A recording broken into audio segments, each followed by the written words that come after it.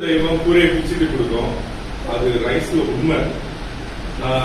Last ஆகஸ்ட்ல என்னோட பயணத்தை start பண்ண ரைஸோட ஜனவரியில மாநாடு போனேன், மதுரையில் நடந்த மாநாட்டுக்கு போனேன், இப்ப திருச்சி நடந்த ஜாப் ஃபேருக்கு போனேன்.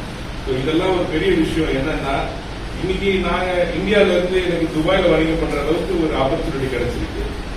பவர் குரூப்ஸோட எம்டிட்ட பேசுறதுல எனக்கு ஒரு ஆப்பர்ச்சுனிட்டி கிடைச்சு இன்னைக்கு அவர் என்கிட்ட பேசுறாரு. அது மாதிரி காவேரி டிஎம்டியோட ஓனர் ஷாக்லன் சார் அவர்கிட்ட பேச முடியுது என்னால.